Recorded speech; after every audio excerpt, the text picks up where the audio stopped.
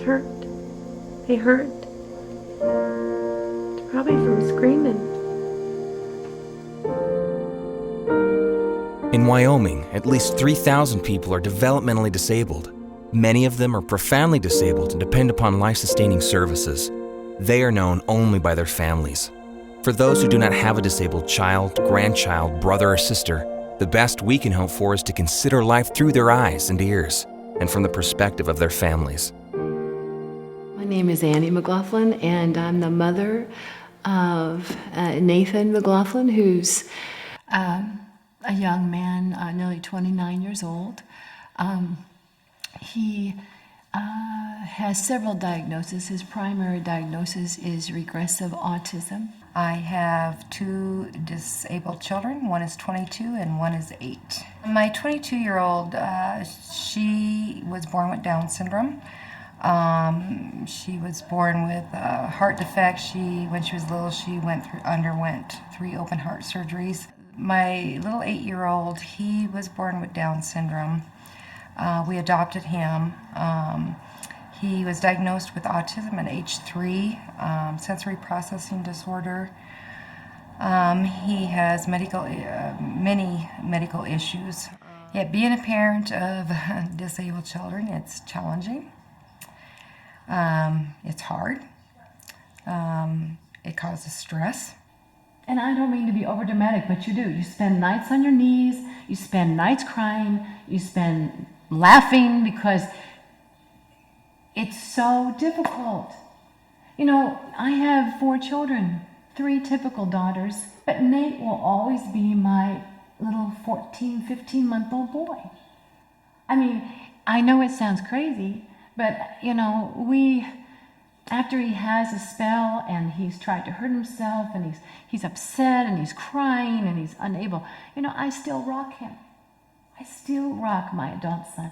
For us, you have a, I guess, normal child that is going to do all these activities and be self-sufficient and eventually grow up and go to school, get married, have kids of their own. With our kids, it's not that way. You've got some of them that will never walk.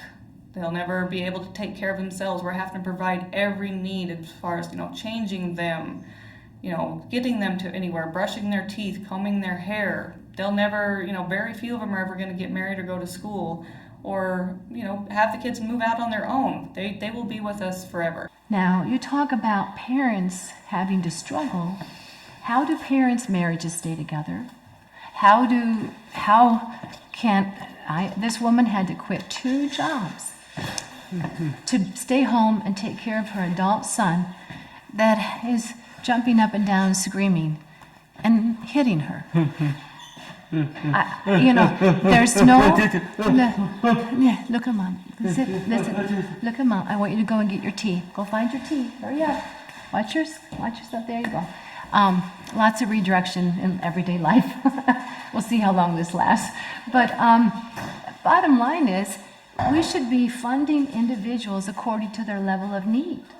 The life of a parent of one of these involves being ready for complete chaos without any notice. And you have to know the redirecting and disarming type behaviors, the calming behaviors. And these are all individual, by the way. There's not a manual that tells you what to do because each one of these folks is different. You are going to have to be prepared if this person has some sort of a toileting accident to deal with that. You're essentially dealing with the mind of this tiny little baby, but it's in the body of a fully grown adult. It makes you work much, much harder to be a good parent. And those that are willing to undertake those tasks do. Those that aren't, sign their kids out to Lander. And you don't see very many people doing that, frankly. Because of the epilepsy, you know, someone has to be with them all night long. And with my husband gone pretty much all day and into the night, I'm the care provider. And I'm up with him all night long. Historically, Wyoming was one of the leading states in the country for caring for the disabled. Parents trusted state government to do right by their children, and the system worked. But over the last few years, that has changed. Despite having the funding, services have been cut. often leaving families in desperate circumstances. The families approached Governor Mead to make good on his promises that these life-sustaining services would not be cut. You know, we went to Governor Mead, we've been to Governor Mead's office several times. And the last time we went was May 16th. And we explained everything that was happening, you know, what's going to happen to these people. And we got told, you know, by the governor's chief of staff that, you know, she said, we are going to look at this as if it was our own child. Now, if that was their own child, you know, I mean, we've tried and tried with these people, and you walk in, you tell them, you beg, you cry, and it's almost like once you shut that door, it's gone. It's no concern to them. Our organization, backed by many parents throughout the state, organized some marches, you know, and we were referred to, I believe, as radical protesters. A bunch of moms and dads in the streets with disabled people, radical protesters.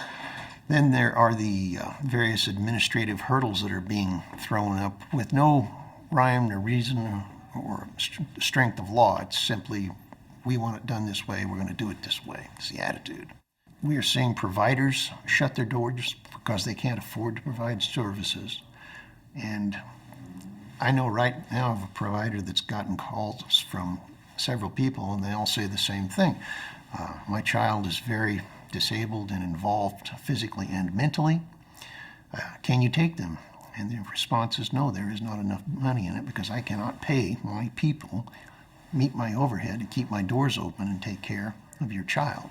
And so what I really see here and what I fear is that Governor Mead's administration is leading us literally forward into the dark ages for care for the disabled. Providers are getting hit, you know, kicked, bit, punched, spit at, you know, by these individuals because that's how they express themselves. And they expect people to work for $7 or less an hour, and nobody sticks around for that. So providers are becoming few and far between. It's almost like they're trying to push our kids towards the institution or out of the program altogether.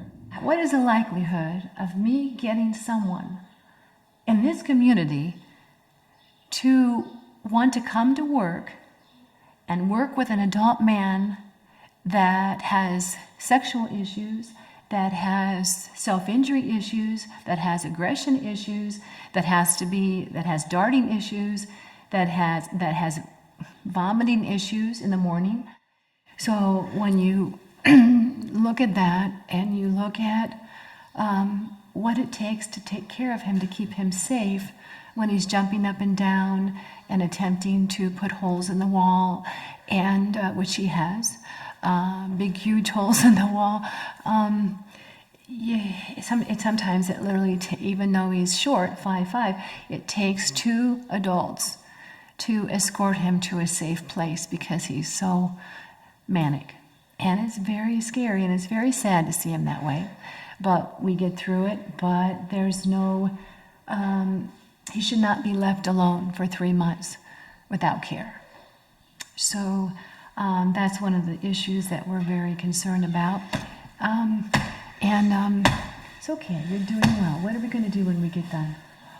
All right, yes, you have to be patient and breathe. You're doing good. And so that's one of the issues that we're facing with the state. We're hearing from people who are literally afraid to contact the Department of Health to find out things. And this is not just parents. These are providers as well.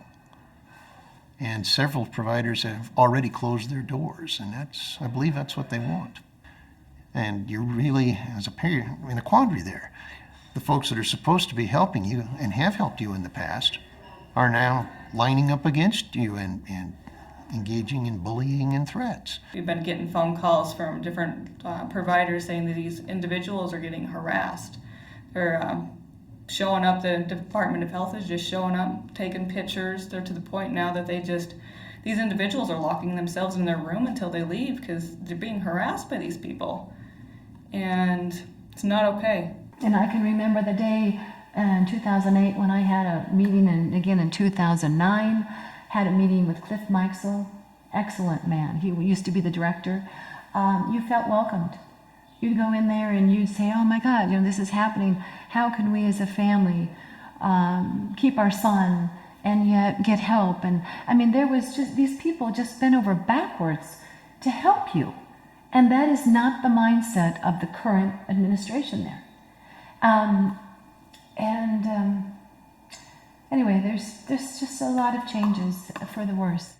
So that fits with the rest of the Mead administration tactics on this. You minimize, you obfuscate, and when those two things fail, you ignore the problem. Wyoming has fallen from first place in terms of caring for their disabled all the way down to the 41st now. There are many other states looking at us and wondering why that is happening. It's a right for them to be in their communities, to be with their loved ones. And me as a family member, I want them with me. I don't want them shoved away in some institution where I'm not going to be able to see them and see them in this horrible condition where they're drugged half the time just to control them or anything like that. They deserve to be out in the community, and the community deserves to get to know these people. They are the most amazing individuals that can teach us so much about life and so much about humanity. We should embrace the philosophy that parents want to keep their loved ones, adult loved ones, in their homes and communities. It's a fraction of the cost, and it's a moral thing to do. I guess what I'm saying is I'm just scared that his ability to remain near his family and in his community is going to be jeopardized as we age out because there's no funding for him. Wyoming prides itself on being the state that takes care of their own, and they're not taking care of their own, especially the most fragile individuals that can't take care of themselves and need that extra help. You can tell the quality of a society by how well it takes care of its most vulnerable people. And if that is the measure, if that's the standard, then I'm afraid that we're not doing a very good job here in Wyoming. These are not children of the so-called lesser God. They're not a throwaway people. So, I guess I'm glad I'm Nate's mom, because I'm going to treat him like he's my own, and I'm going to do something about it. And hopefully it will be resolved without a lawsuit, but, sometimes that's what's necessary to wake people up, to get their attention. Just go calm down. Hey, go sit down for a little bit. Can you sit down a little bit, sweetheart? Okay. You're doing all right. You just need to breathe a little bit and count, okay? It's all right. Okay.